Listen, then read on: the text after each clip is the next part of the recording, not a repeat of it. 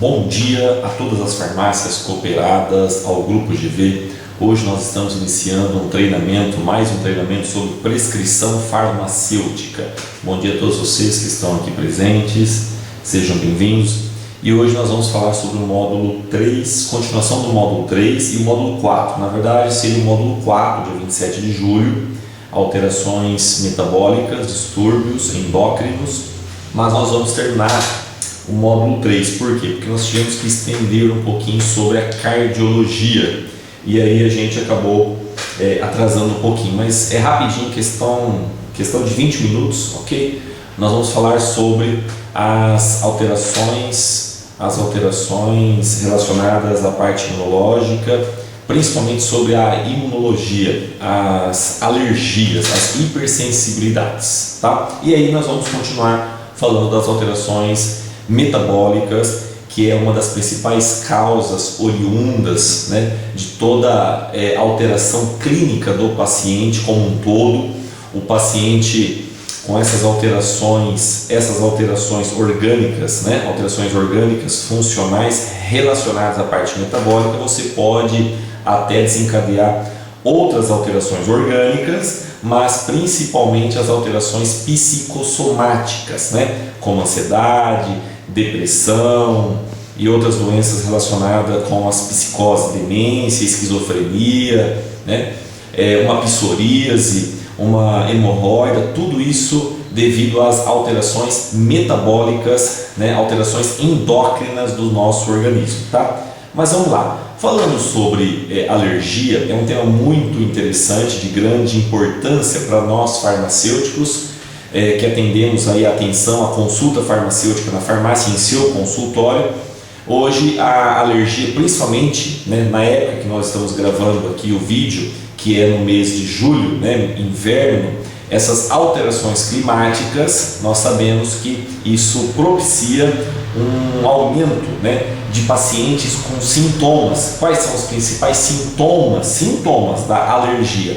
Uma rinite alérgica, uma bronquite, né, uma bronquite asmática, que o pessoal muito se fala, né, sobre a bronquite asmática, que é uma forma de asma, que na verdade ela é reativa a estímulos, aos estímulos alergênicos. Nós temos a sinusite, então todas essas alterações, como um agravamento, né, de um enfisema pulmonar, até mesmo uma pneumonia, são tudo alterações que nós chamamos de paciente com uma DPOC, doença pulmonar obstrutiva crônica. Então, esses pacientes que apresentam uma DPOC ou apenas um processo alérgico simples, como uma rinite, né? Muitas vezes uma bronquite, não chega a ser tão grave, né, os sintomas, mas o paciente apresenta esse quadro alérgico, e esse quadro alérgico nós temos que, se você for um especialista, né, se nós encaminharmos o paciente a um especialista, qual especialista? Um especialista que trata de doenças alérgicas é o médico alergista ou médico alergoalergista.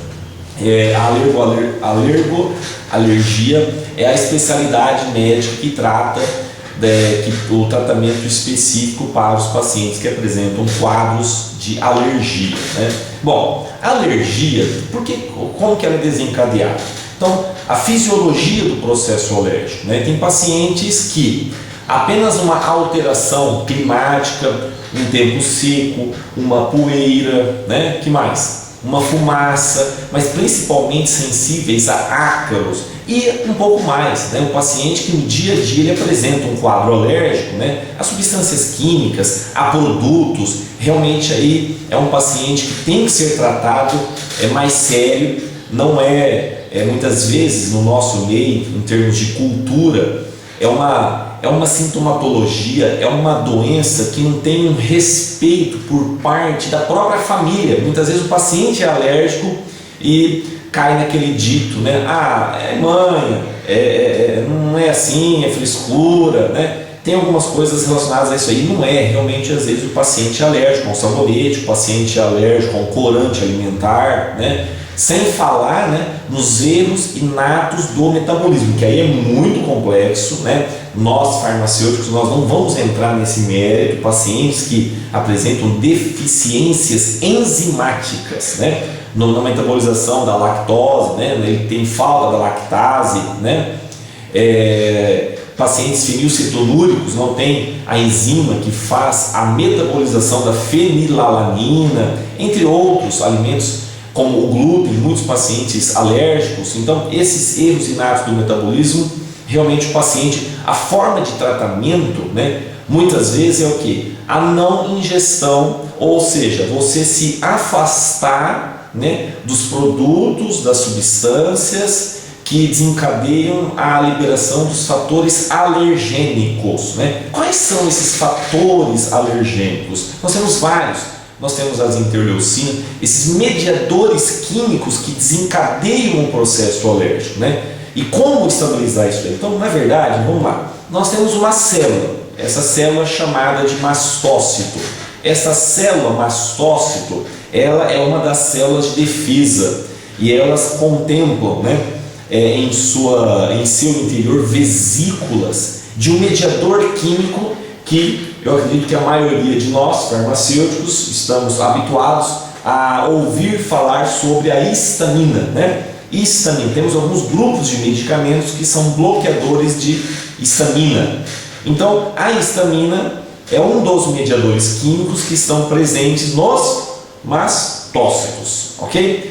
E essa célula de defesa, quando entra em contato com um agente que estimula, ou seja, quando entra em contato com um antígeno, né, esse complexo antígeno-anticorpo, e nos anticorpos nós temos essas células, esses mastócitos em sua cauda, e quando há uma ligação entre anticorpo e antígeno, né, há uma vibração, essa vibração desce para a cauda e os mastócitos, né, rompem a membrana dos mastócitos. Olha só, é complexo, né?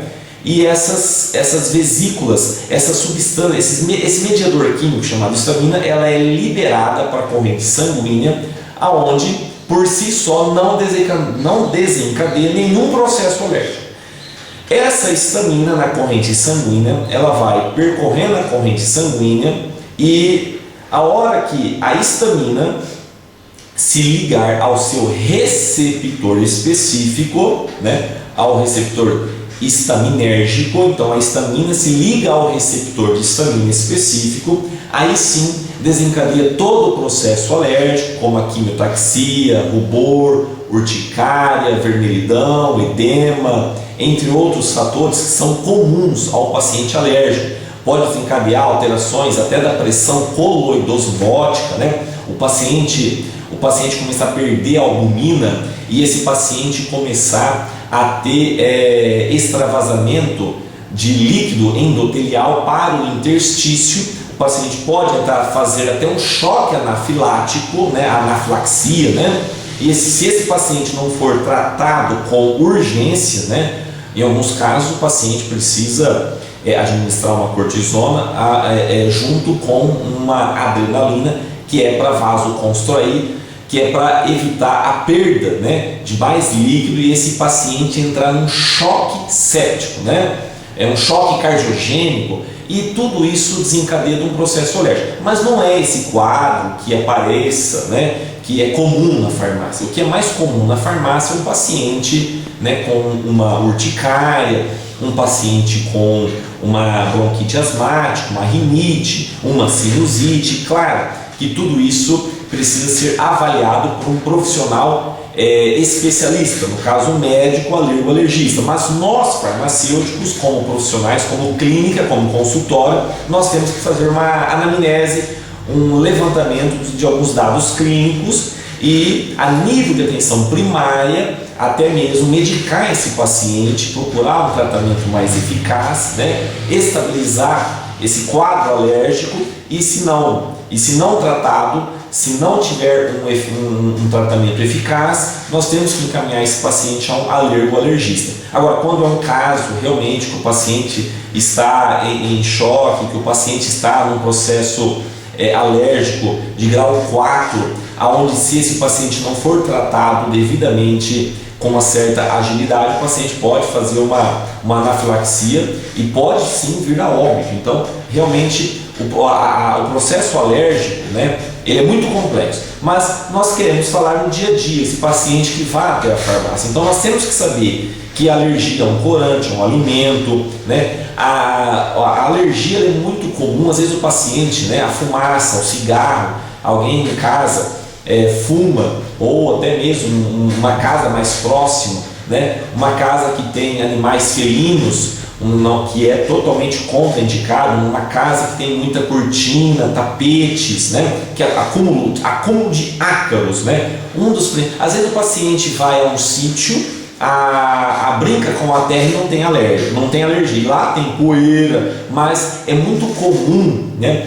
um dos principais fatores que estimulam, né, o que nós chamamos de fatores alergênicos que desencadeiam um processo alérgico é o ácaro. E o ácaro está esse acúmulo de pó da casa, onde este ácaro são micro-organismos que desencadeiam um processo alérgico muito forte. Ele é muito comum, né, no dia a dia das pessoas, né, ainda mais em regiões, nós temos em regiões que tem um ar mais rarefeito, que tem um clima menos úmido, né? Então nós temos todo um tratamento. O que nós temos que tratar? Bom, primeiro nós temos que entender a fisiologia. A fisiologia é esses fatores alergênicos, eles estimulam, né, o que? A célula, o mastócito, a liberar esse mediador químico chamado histamina. A histamina cai na corrente sanguínea e lá na corrente sanguínea ela vai se ligar aos receptores específicos, chamados receptores histaminérgicos, ok? Esses receptores histaminérgicos,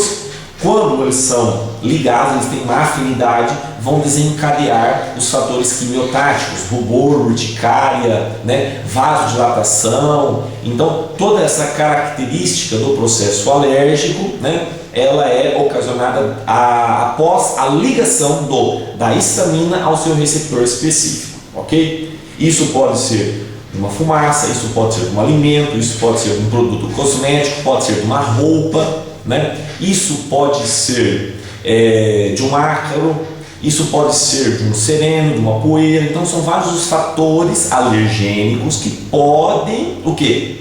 Fazer com que o mastócito libere a histamina na corrente sanguínea e, por sua vez, a histamina se ligando ao receptor específico, o paciente vai desencadear um processo alérgico, ok? Todo mundo está entendendo, né? Quem está entendendo, diga amém, né? Porque vocês não estão conseguindo falar, ou digita aí, vai digitando algumas perguntas, não tem problema.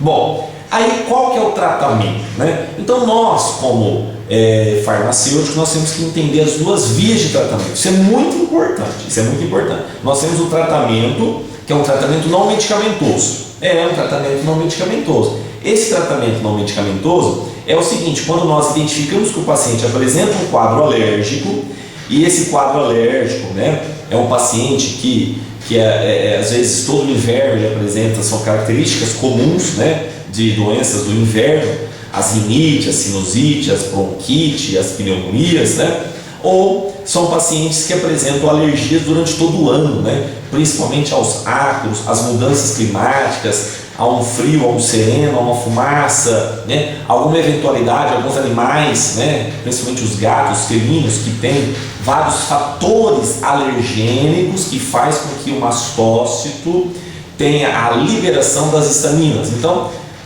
tratamento não medicamentoso é os cuidados domésticos, é você evitar o contato deste paciente com estes fatores alergênicos. Você pode ir em qualquer especialista do mundo, né? Qualquer especialista do mundo, né? Eu tenho em casa a graça de Deus de ter uma médica pediatra e que trata muitas crianças, intensivista, que trata muito crianças com alergia. Em alguns casos ela encaminha a um especialista alergoalergista, mas A grande verdade é que tanto o médico pediatra quanto o alergista, ele vai dizer bem claro: mãe, pai, adulto, você tem um problema. Às vezes, né, a gente vê muito a solicitação de alguns exames, né, do PIC, que você vai fazer você vai provocar, né, são testes provocativos de algumas substâncias para saber qual é o produto químico que você é alérgico, né? Muitas vezes, eu particularmente, farmacêutico, né, muitas vezes eu não sou a favor desse teste, né? Tem muitos médicos que realmente não são favoráveis, né? Muitos médicos não são favoráveis, visto que, eu já sei que ele é alérgico. Agora, se é a substância A, B ou a C, é o seguinte: toda vez que eu vou brincar com o meu gato, eu tento em espirro, começa a ter coriza, começa a produzir muco, eu começo a envermelhar os olhos, produção de lágrimas, né? Obstrução. Então, tudo isso daí, o que eu tenho que fazer? Me afastar do gato. Se eu vou brincar em cima do tapete, acumula pó e eu tenho alergia, então eu não posso ficar em contato com o tapete, ou melhor, não posso ter tapete, cortinas, né? Uma casa de pacientes alérgicos não pode varrer, nós temos que passar pano. Então, todas estas orientações, muitas vezes um grande especialista, né, um grande profissional não passa. E você, farmacêutico, especialista em atenção e consulta farmacêutica, você tem que fazer toda essa orientação, que vai ser de grande importância para a melhora do seu paciente, e com certeza o seu paciente ele irá depositar confiança em você como profissional clínico, né? Você como doutor, você como farmacêutico, você vai ter um respaldo, uma valorização profissional. Por quê? Porque a sua conduta não foi nem terapêutica, o paciente teve uma melhora significativa. Isso é maravilhoso. The best of the best. Olha, no inglês está o melhor dos melhores, né? Você será o melhor farmacêutico, ok? Então, uma conduta não, e é a mais eficaz, né? Visto que é a mais eficaz, né? É o paciente que, nós não vamos falar sobre isso, mas um paciente com erro inato de metabolismo, não pode ingerir glúten, não pode ingerir lactose, um leite, por exemplo, né? Ou alimentos que tenha lactose. Por quê? Porque o organismo dele não produz a lactase. Ou tem duas opções: a opção mais correta é ele não ingerir o que? Lactose, uma vez que o próprio organismo dele não produz a enzima lactase que faz a digestão da lactose, né? Ou, se caso ingerir, né, eu sei que é difícil, né, principalmente nesse caso é muito complexo, é muito difícil. Uma criança, por exemplo, né, vai numa festa, né, num aniversário, é muito difícil. Os pais, olha, eu tenho um sobrinho, né, por parte da minha esposa, que mora em Portugal, e quando ele vem para cá, né, a gente tem a confraternização de festas de finais de ano, e eu vejo tudo aquilo ali. A gente fica sensível, porque está todo mundo comendo e a criança nunca pode comer, né? Então, tudo que tem amido, lactose, ele não pode comer. Então, a grande verdade é, ele não pode ingerir. Agora, caso em alguns momentos que faça a ingestão, nós temos que fazer a ingestão então da enzima. Nós temos que tomar da enzima, no caso da lactose, tomar a enzima lactase, né? E alguns complexos enzimáticos que são responsáveis pela metabolização dos aminoácidos, uma vez que o próprio organismo não faz. Então, são casos alérgicos mais graves, quando envolve o metabolismo. Muito grave, muito difícil, né, o tratamento, muito mais difícil a adesão ao tratamento, né? Qual o tratamento? Não ingerir substâncias que desencadeiam um processo alérgico, que estimulam os fatores alergogênicos a liberar histamina pelas vesículas citoplasmáticas dos mastócitos, que é uma das células de defesa, né, que em contato complexo antígeno-anticorpo ele libera essa histamina na corrente sanguínea. Uma vez liberado, se ligando ao seu receptor específico, desencadeia todo o processo alérgico. Então, o tratamento é não entrar em contato com esses fatores alergênicos. Segundo tratamento é o tratamento farmacoterapêutico, né? Este tratamento farmacoterapêutico ele é um tratamento muito eficaz, né? Ele é muito eficaz. Agora, dentro do tratamento, você farmacêutico, né, que vai fazer um tratamento medicamentoso, nós temos que prestar atenção em alguns requisitos, né? Bom, nós temos um tratamento para fase aguda, anote isso, tratamento para fase aguda, né, das DPOC, dos processos alérgicos, né? E nós temos o tratamento da fase assintomática, né? Então, tratamento para fase aguda, sintomática, e tratamento da fase assintomática, né, no qual o paciente não está em crise, ou seja, tratamento para crise sintomática e tratamento para não crise assintomática, ok? Anote isso, que isso é muito importante. Bom, o tratamento, né, eu sou, né, um dos farmacêuticos favoráveis ao tratamento ao paciente que não está em crise. Que não está em crise, é o melhor tratamento. Nós temos um tratamento homeopático, mas é um outro tratamento. Nós vamos falar só da alopatia, né? A homeopatia, nós sabemos que nós temos algumas drogas, né? Alguns ativos que tem que é muito eficaz, né? Aliás, eu particularmente, como farmacêutico, eu acredito que para tratamento de doenças do trato respiratório, né, é muito bom e muito eficaz e de grande resposta, né, ao tratamento com pacientes tratados com homeopatia para doenças do trato respiratório superior, ok? Tá? Mas dentro da alopatia, então nós temos crise e não crise. A não crise, eu tenho, por exemplo, o cromoglicato de sódio, né? É um tratamento para não crise. Nós temos o cetotifeno, né? Cetotifeno muito usado em muitos anos, né? O cetotifeno. Nós temos o montelukast, né? Que é uma das drogas mais recentes, inibidor dos leucotrienos, né? Bom, o processo alérgico, né? A histamina, o que a histamina faz? Lá no ácido araquidônico, né? No ácido araquidônico, quando a enzima a fosfodietilesterase, ela quebra os fosfolipídios, né, do ácido araquidônico através da via lipoxigenase, produz os leucotrienos, e através da via lipoxigenase e esqueci o nome da outra via, lipoxigenase, bom, a via lipoxigenase que vai produzir os leucotrienos, né? E nós temos a outra via, que é metiloxigenase, eu não lembro o nome, que vai produzir as prostaglandinas, as prostaciclina, a maioria inibidor os tromboxanos A2, né? A via ciclooxigenase, eu lembrei. Então nós temos a via lipoxigenase e a via ciclooxigenase, né? Até assim, casos inflamatórios também está relacionados com a via ciclooxigenase 1, fisiológica, e via ciclooxigenase 2, né? Mas vamos lá, o processo alérgico, né, está com a liberação tanto da ciclooxigenase como da lipoxigenase, né, que produz os leucotrienos, que faz vasoconstrição. Pacientes asmáticos, né, ele começa a ter falta de ar devido à broncoconstrição. Então, com tratamento para a fase assintomática, quando o paciente não está em crise, nós temos, então, vamos lá, eu citei 3 insumos, nós citamos o cromoglicato, o cetotifeno, e nós citamos o montelukast, ok? O montelukast.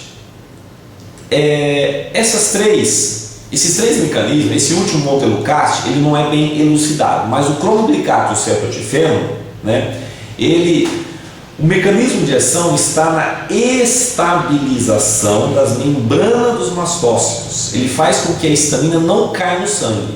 A histamina no sangue não dá alergia, a histamina ela só desencadeia o processo alérgico se ligar ao receptor histaminérgico. Então, esses insumos, por sua vez, eles estabilizam a membrana dos mastócitos, faz com que você não seja tão reativo aos fatores alergênicos, né? Só você, um sereno, um pouquinho de sereno que você já tomou, você já entrou em crise. Não, quando você toma essa medicação, né, esses insumos, ou o cromoglicato, ou o cetotifeno, até mesmo o montelukast, que estabiliza a membrana dos mastócitos, né, a não liberar a histamina, isso faz com que você Isso faz com que você não entra numa crise futura.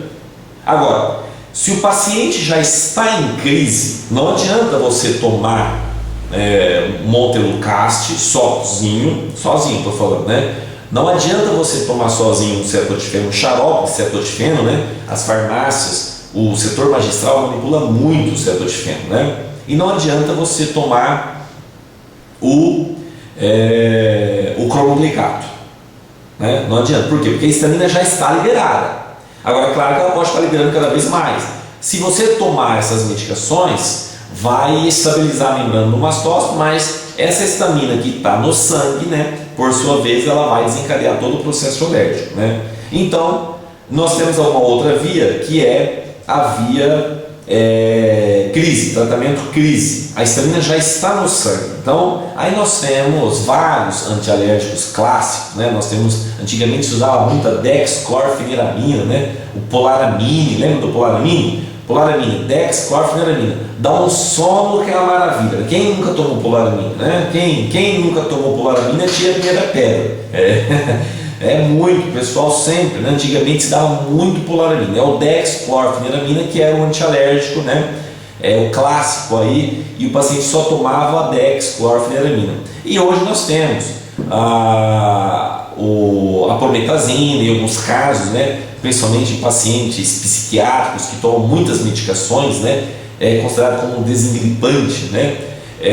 Nós temos a hidroxizina, que é um antialérgico muito eficiente para alergia, para urticária, né? Para pele, alergia na pele, né? Então o paciente toma o hidroxizina, ainda também ele apresenta quadros de sonolência, né? De hipnose. Até tem um estudo, né? Nós temos um estudo aqui falando do hidroxizina, comparando a hidroxizina com os benzodiazepínicos, diazepam, bromazepam, lexotan, né? Que é o lorazepam, lorax, é isso, né? O alprazolam frontal, né? Nós temos várias medicações benzodiazepínicas e um estudo comparando, né, a eficiência do paciente que não dorme, com insônia, que faz uso da hidroxizina comparando com os benzodiazepínicos. Então, para você ver que realmente a hidroxizina ela tem uma ação relaxante, hipnótica, né?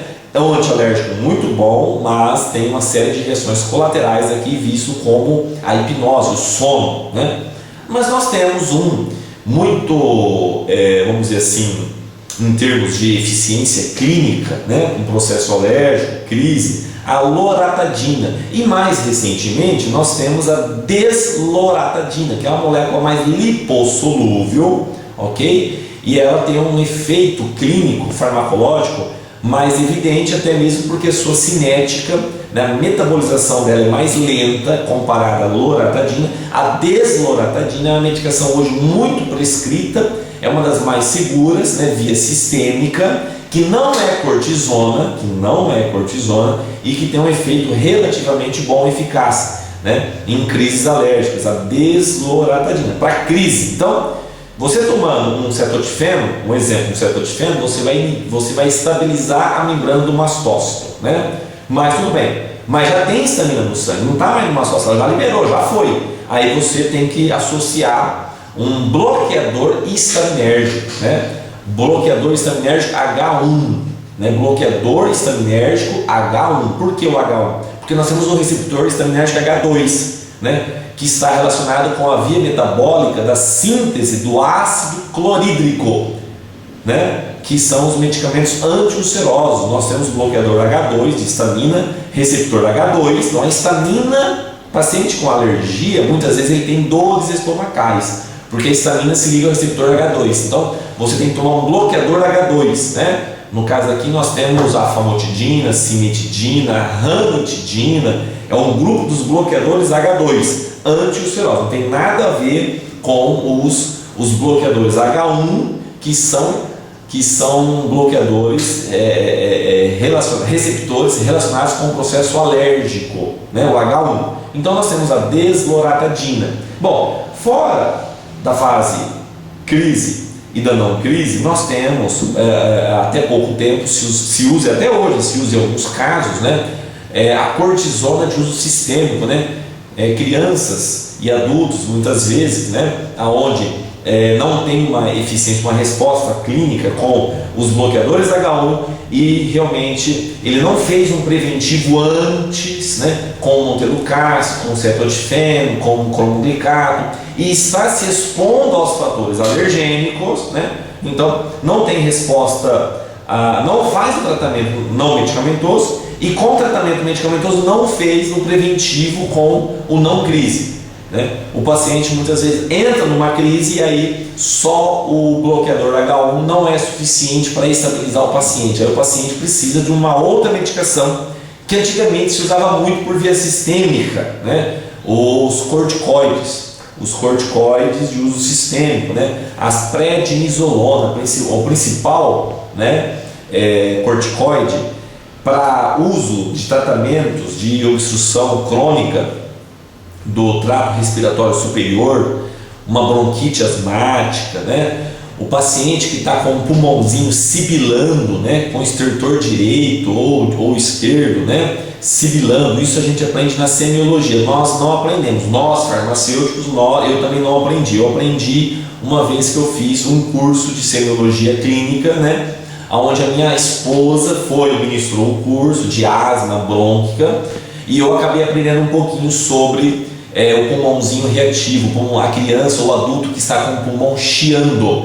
Isso significa que está tendo rompimento dos alvéolos pulmonares, né? E isso é grave, onde o paciente pode vir a óbito. Então, pulmão chiando tem que ser tratado, né? Tem que ser tratado com uma certa agilidade, com um certo critério rápido, porque o paciente pode realmente ter um comprometimento maior. Então, pulmãozinho chiando muitas vezes e com bloqueador H1 não é suficiente, então a gente o médico acaba prescrevendo cortisona, uma prednisolona, né, o predsim, tem várias medicações aí que é a base de prednisolona, e a prednisolona de uso sistêmico você acaba inibindo a via lipoxigenase, a ciclooxigenase, ok? Então as prostaglandinas, prostraciclinas, tomoxanos, ele corta também a lipoxigenase, né? De produzir leucotrienos, de produzir broncoespasmo, né?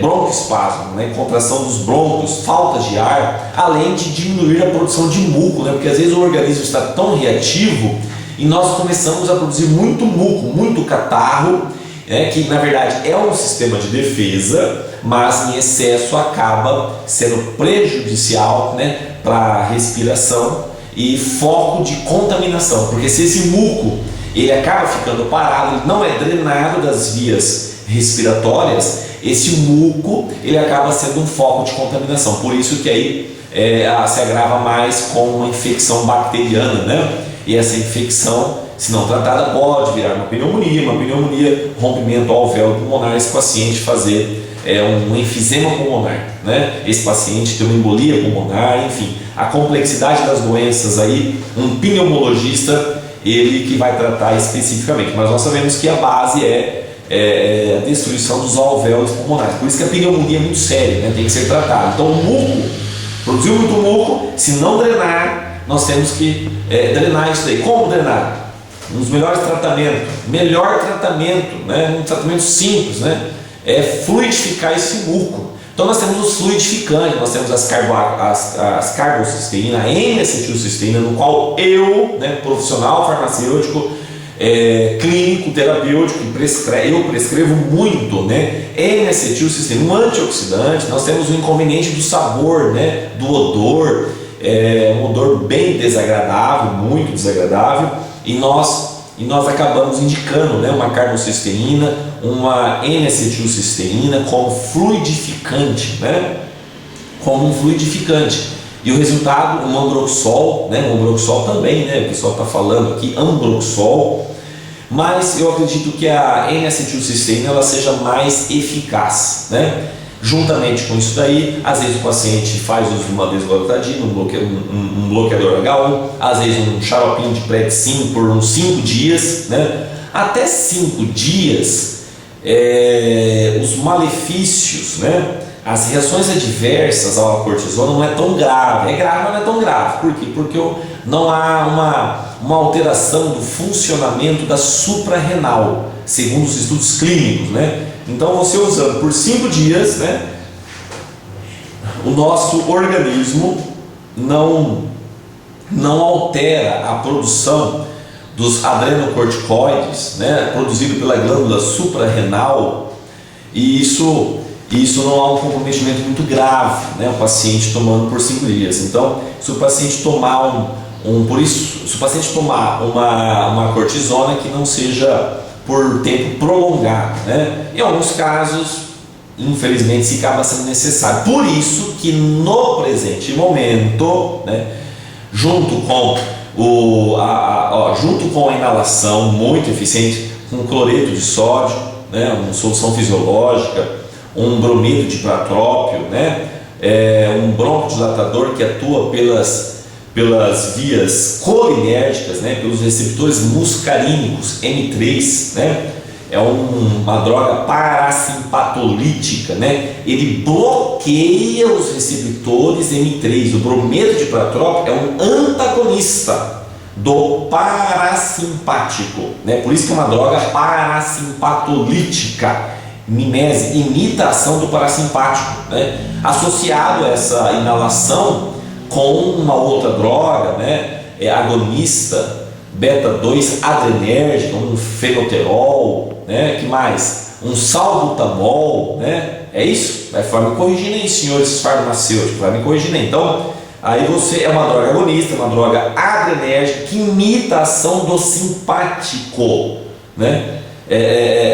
Lá do muscarínico é uma droga que é contra a ação do parasimpático, né? É por isso que é parasimpatolítica, contrário à ação do parasimpático, né? No caso aqui, que eu falei que imita, né? No caso aqui, a adrenérgica, o fenoterol, né? O salbutamol é uma droga adrenérgica agonista beta-2, né? Ele se liga ao receptor beta-2 e promove uma ação broncodilatadora, porque imita a ação das próprias adrenalinas. A adrenalina faz isso com o paciente, né? Broncodilata, acelera os batimentos cardíacos, mas broncodilata, melhora a ventilação, ok? Positivo?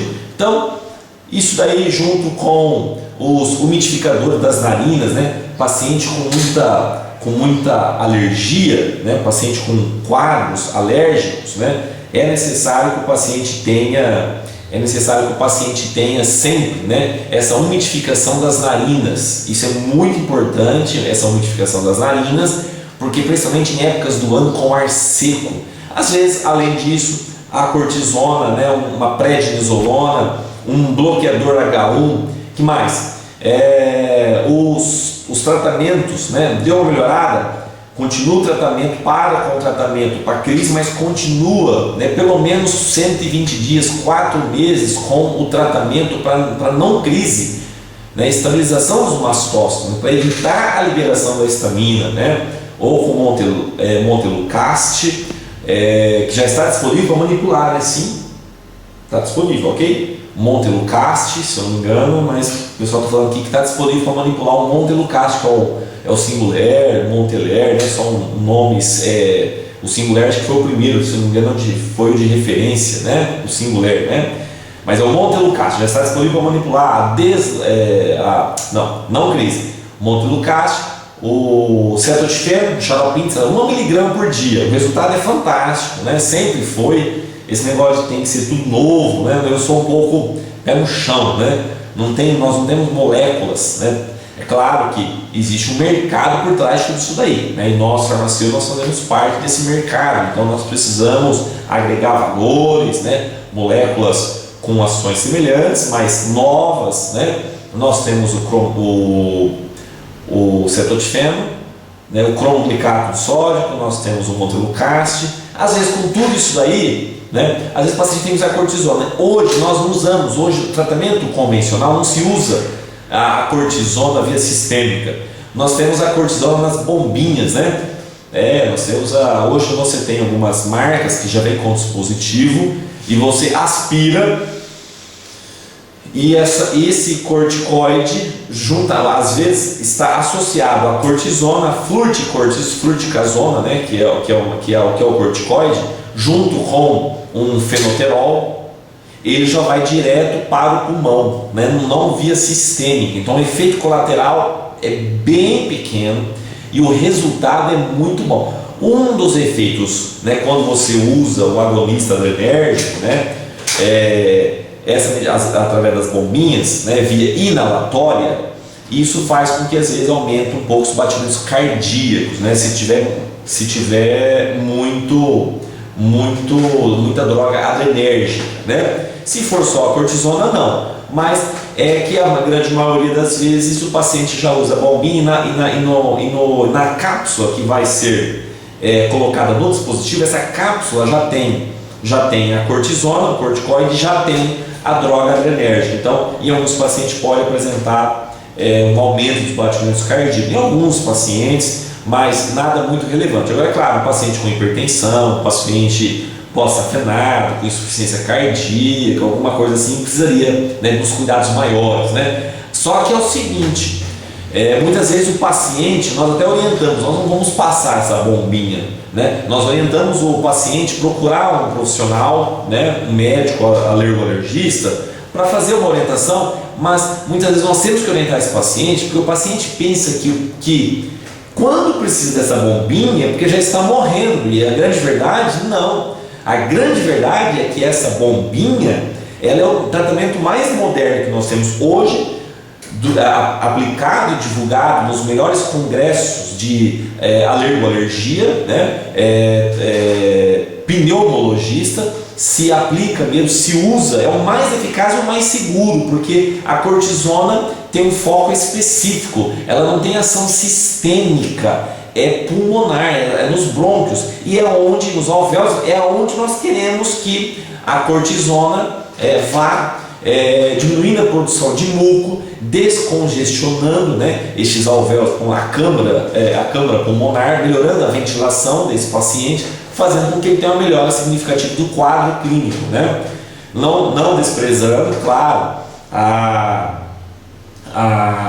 inalação, né? Às vezes a inalação só com sorinho fisiológico é muito importante para fluidificar o pulmãozinho, né? É muito legal, é muito importante a inalação. A orientação é inalação.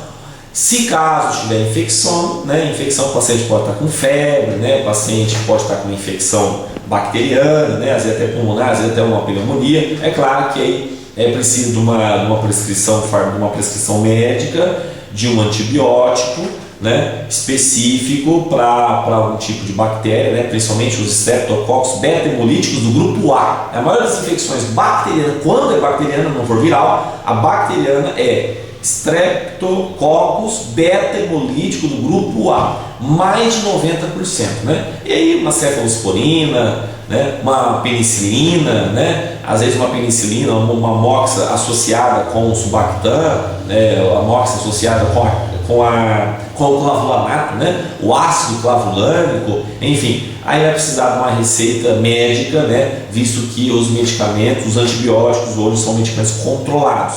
Mas em termos de processo alérgico, a gente deu uma pincelada, é muito complexo o assunto, né? Agora é claro que o material que nós estamos enviando para você pesquisando, você estudando, mergulhe, porque o tratamento das alergias, né? Então, resumidamente, é o que nós comentamos aqui como um todo, tá? E agora nós vamos entrar, né, na endocrinologia, né?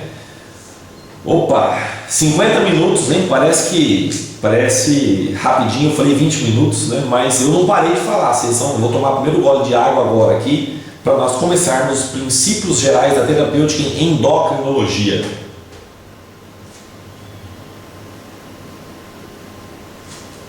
Muito bom, então, endocrinologia. Nós sabemos, né,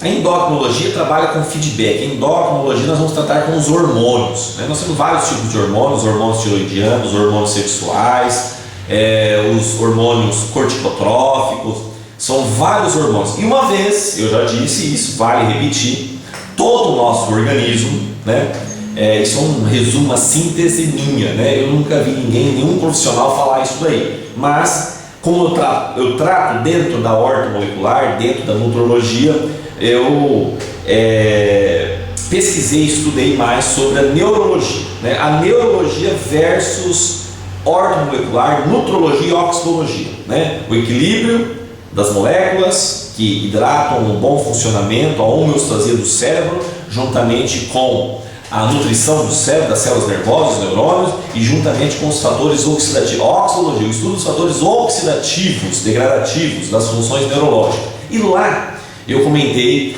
isso tudo dentro da endocrinologia. Calma aí que você vai entender. Lá nós comentamos que dentro da que o nosso organismo ele é controlado, né, por um sistema, né, o nosso organismo como um todo. Então nós temos 5 elementos que compõem esse sistema, né, que é a grande chefia, é a grande autoridade, é só a diretoria. Quem são esses 5 elementos? Então nós falamos, né, é o sistema nervoso central, autônomo, né, os neurotransmissores, que tem uma função importantíssima, né, no equilíbrio da homeostasia de todas as nossas células, e principalmente quando nós falamos de nutrição celular, né?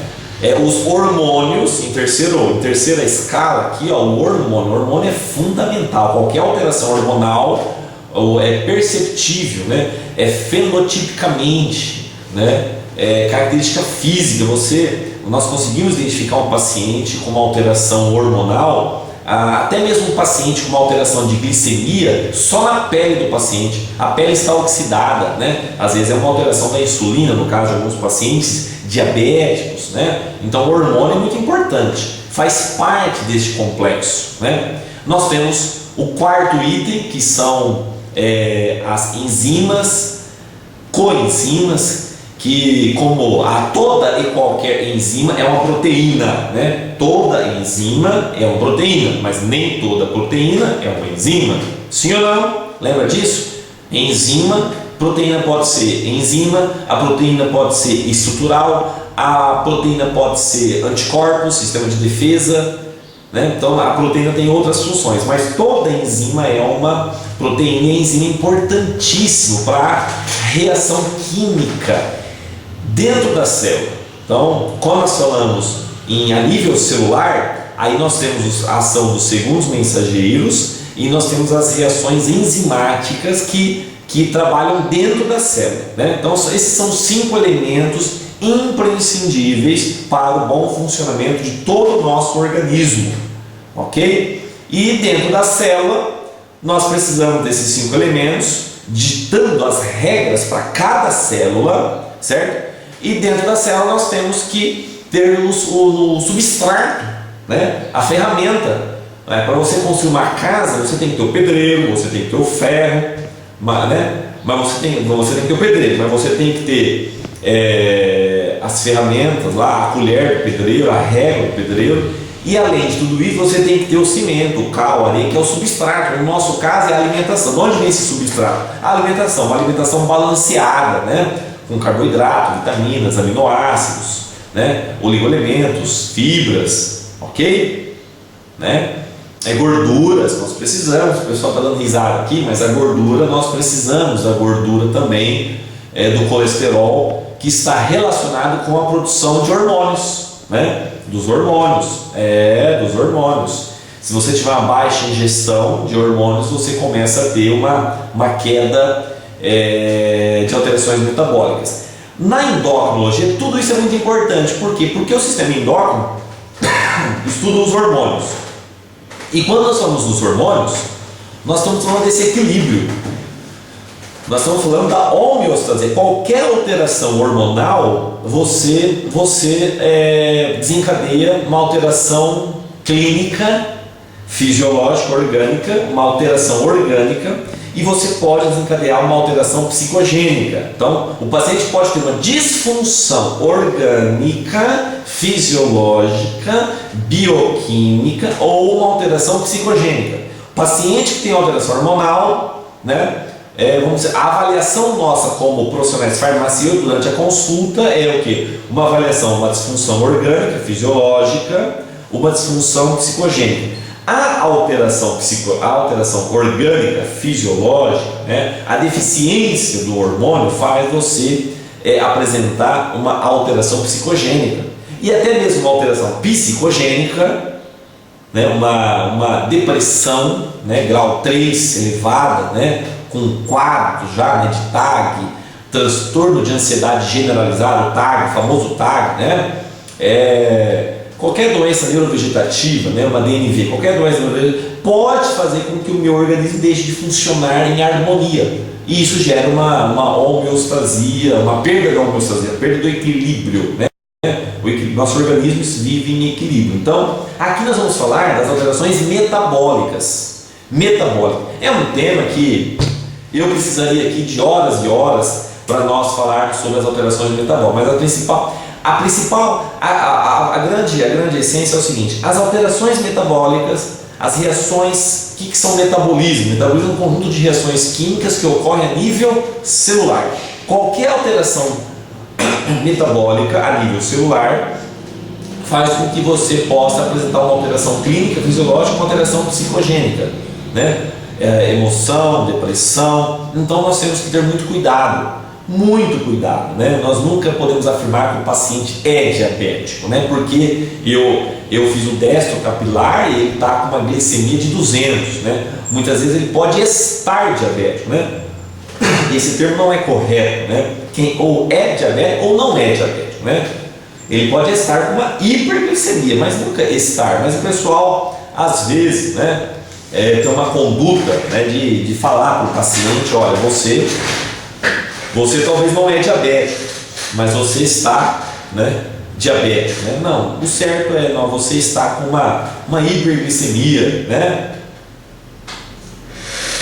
Você está com um hipercolesterol, um aumento do triglicérides, né? São tudo alterações metabólicas. Colesterol, você está com um excesso de sódio, né? Pode estar aumentando a pressão arterial, sim, o sódio. Por isso que nós temos o Sal Light, né? Faz uma propaganda da farmácia, né, com foco em pacientes, alterações metabólicas, pacientes com diabetes, hipertensão, né?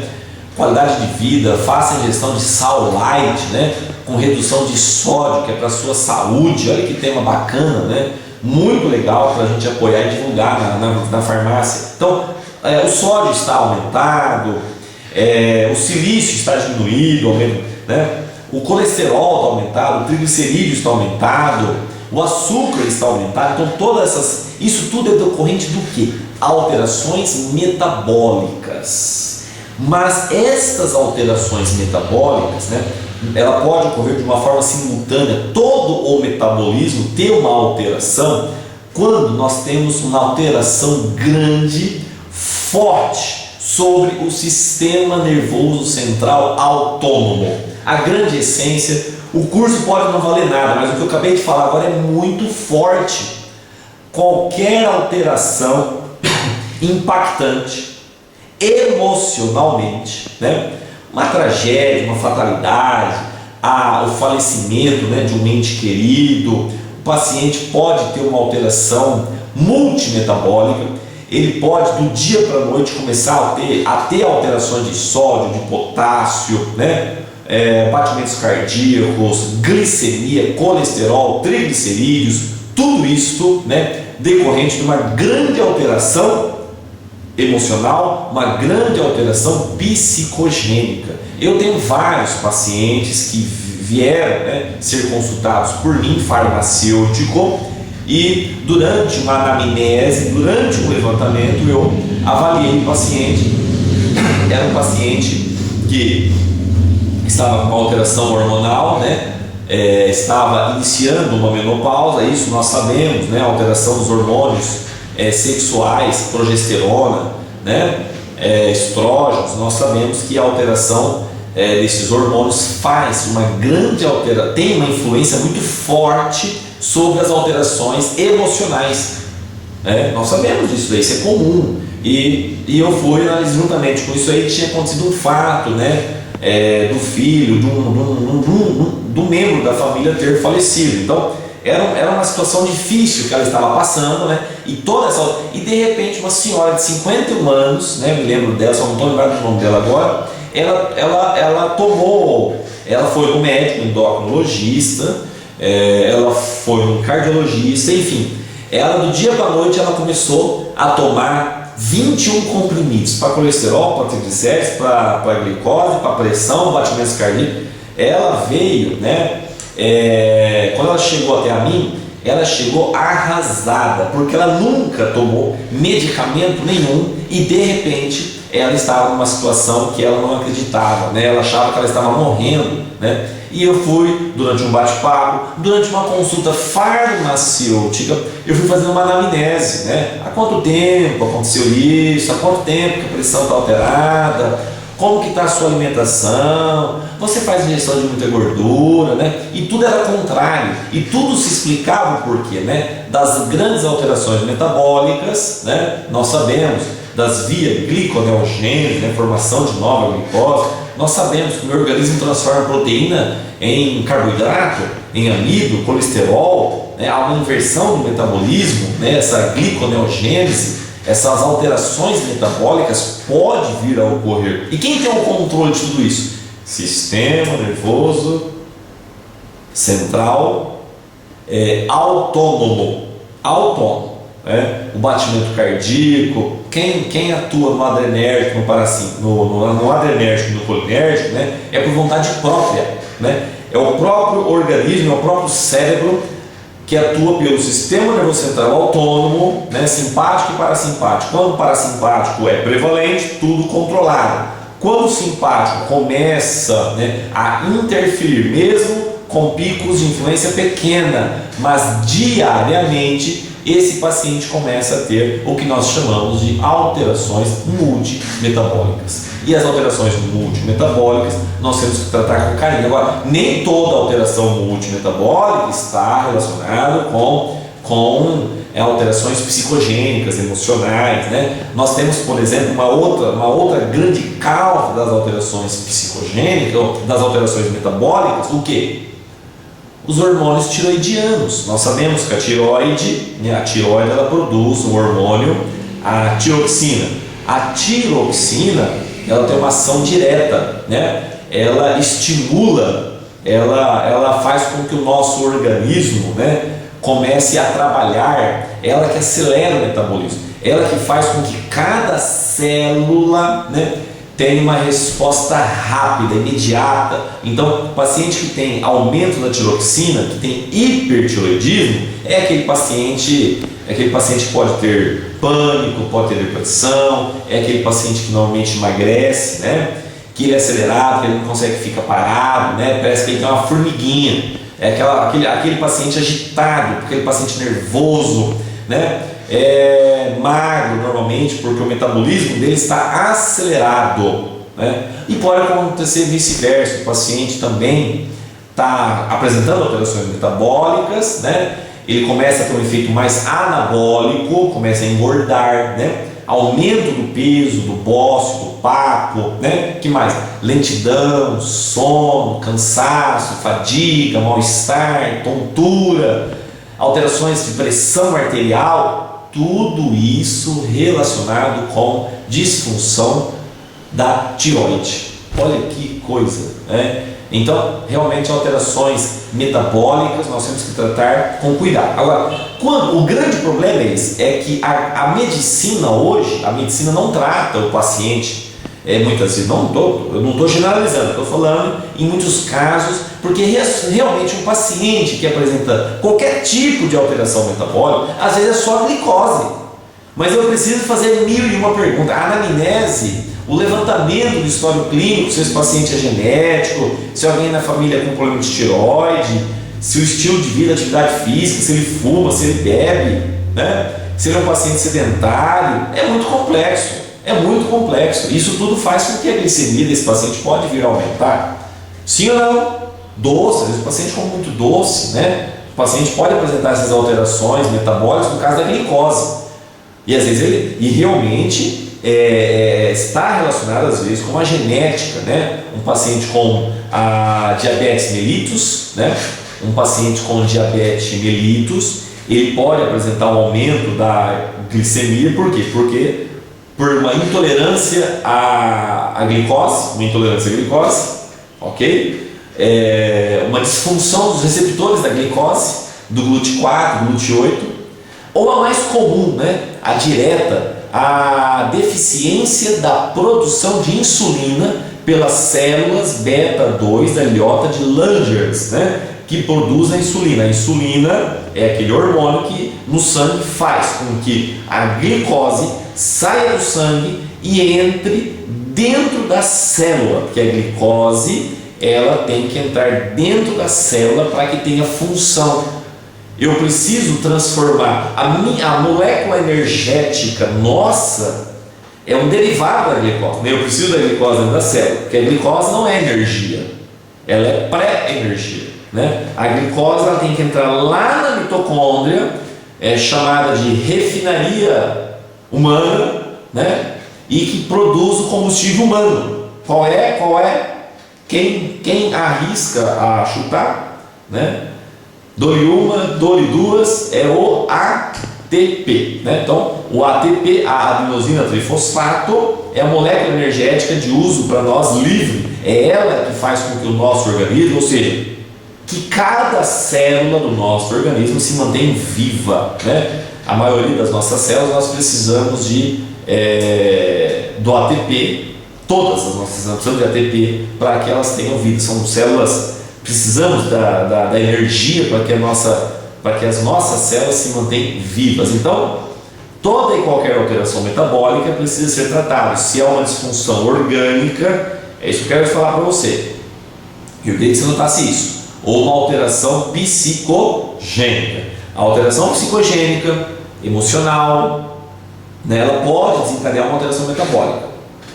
Mas veja bem, a alteração psicogênica, ela pode ser oriunda de uma alteração orgânica fisiológica da tireoide.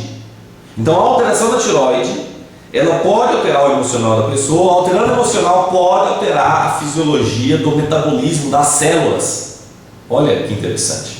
Então, e isso é muito comum no dia a dia. Se você vai estar de frente hoje, talvez atendendo pacientes, né, aí no seu consultório farmacêutico, que esses pacientes, então é muito importante uma boa anamnese, você ter isso em mãos, você saber que pode ser uma alteração orgânica ou uma alteração psicogênica, ok? E aí você vai começar a orientar sobre os tratamentos.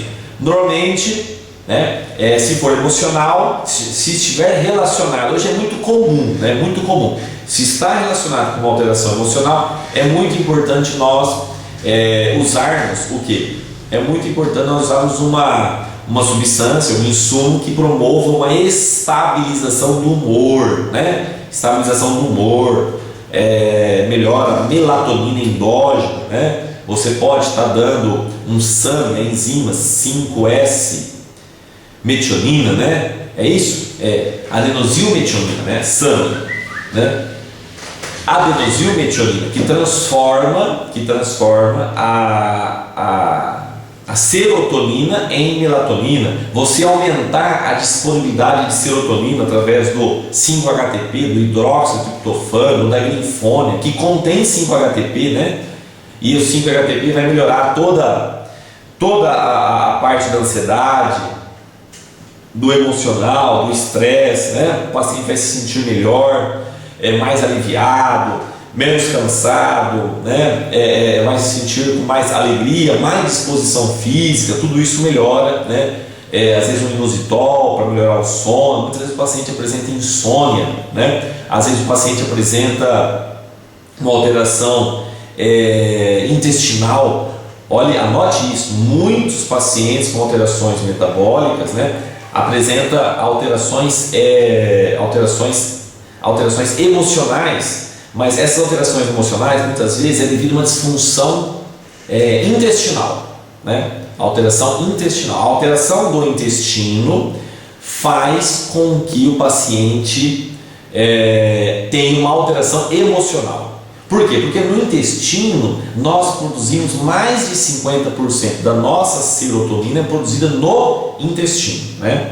Mais de 50% da nossa serotonina é produzida via intestinal. Isso, o estudo, né, agora de 5 anos para cá, né, antigamente achava-se que a serotonina era produzida somente no cérebro, pelos neurônios, né, mas nós sabemos hoje. Então, aí cuidado do emocional diretamente, cuidado com o funcionamento intestinal, porque está relacionado hoje cientificamente com o humor. Quem tem o trânsito, né, quem tem o intestino funcionando regularmente, ele tem uma menor incidência, né, de estresse, de humor, ok? Tá. Então esse lado emocional é muito importante. Agora, a parte orgânica, claro, o paciente pode ter uma diabetes mellitus, realmente fundo genético, uma alteração da glicemia, e aí o paciente tem que tomar drogas, né, medicamentos que estimulam a produção de insulina pelas células beta 2, né, a sulfanilureia, a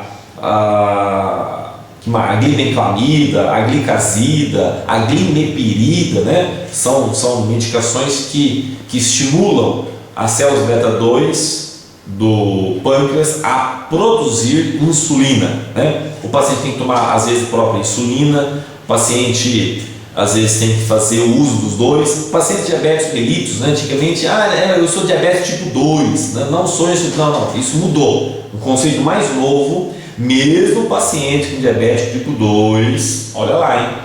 Ele, muitas vezes, o endocrinologista vai prescrever uma insulina para fazer a reposição, para fazer a aplicação.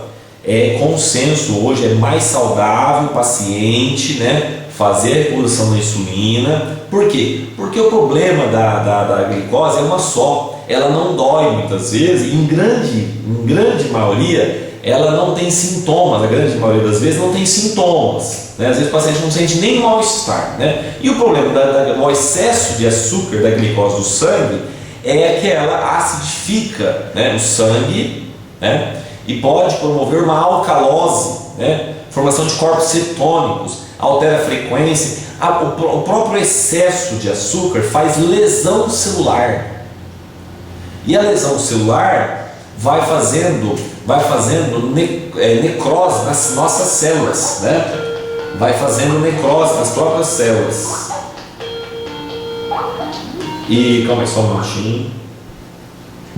Vai fazendo necrose nas nossas próprias células. E essa necrose, né?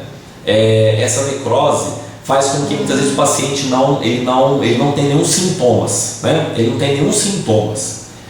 E isso que é o problema. Normalmente o paciente com diabetes que não é tratado, o paciente pode apresentar falência múltipla dos órgãos, né? As células dos órgãos vão parando de funcionar. A parte imunológica do paciente é totalmente prejudicada. A parte cardiocirculatória é totalmente prejudicada. Sofre processo de oxidação, lesão celular gravíssima, né?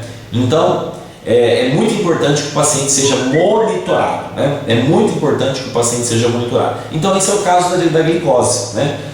Uma das alterações, né? Nós temos umas medicações mais novas, recentes, né? Que não é a sulfanilureia, que não é as biguanidas, né? Que é as glucoformina, né? Como que é? A glucoformina, né? Que é a glucoformina, que é metformina. Uma das biguanidas, né? Metformina, né? Que ela não atua lá na célula beta 2 do pâncreas. Ela estimula a exposição de receptores de açúcar, né?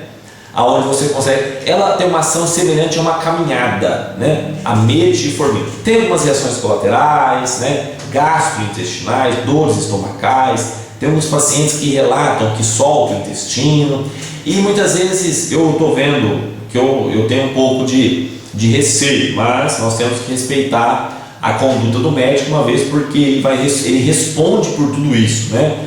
Médicos prescrevendo metformina para pacientes, né, jovens que não têm alteração nenhuma de glicose, apenas a título de emagrecer. Eu sou contra isso daí, né? A título de emagrecer, passo alguma coisa natural que possa ajudar também, um citrus aurantium, né? um glucomannan, um fucus vesiculose. O fucus é muito interessante. O fucus para diabéticos, né? Também ele estimula a parte imunológica, além de ele ser fibra, melhorar todo o funcionamento intestinal, ele está relacionado com uma melhora da dosagem, né, dos hormônios tiroidianos. Segundo a literatura, segundo as pesquisas, né, nós temos alguns indicativos aí, conforme as referências bibliográficas. Então, as alterações metabólicas, elas podem também desencadear alterações pressóricas, de pressão, de hipertensão arterial, alterar o colesterol, né, e os triglicerídeos. Nós sabemos, né, que o colesterol ele é produzido. Aonde que é produzido o colesterol? O colesterol é produzido por uma enzima lá no fígado, pelas células hepáticas, chamadas de HMG-CoA redutase.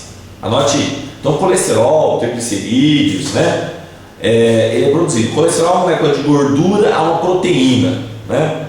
Então, o colesterol ele é produzido 80% do nosso colesterol endógeno é produzido pelo nosso próprio organismo, através da enzima hidroximetilglutarilcoenzima A, HMG-CoA redutase. Aí nós temos as drogas, né, hipolipemiantes, né, que abaixam os lipídios, né, do sangue, né, as estatinas, por exemplo, né, os fibratos, né, que mais voltado aos triglicerídeos, ou as estatinas, que inibe a enzima HMG, hidroximetilglutarilcoenzima A, de produzir o que? Colesterol, certo?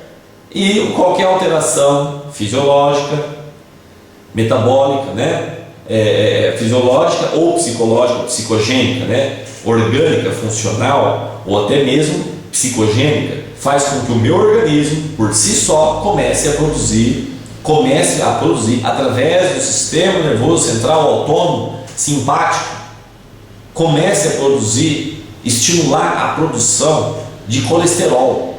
Então, esse desequilíbrio metabólico, né, ele é controlado pelo sistema nervoso central autônomo.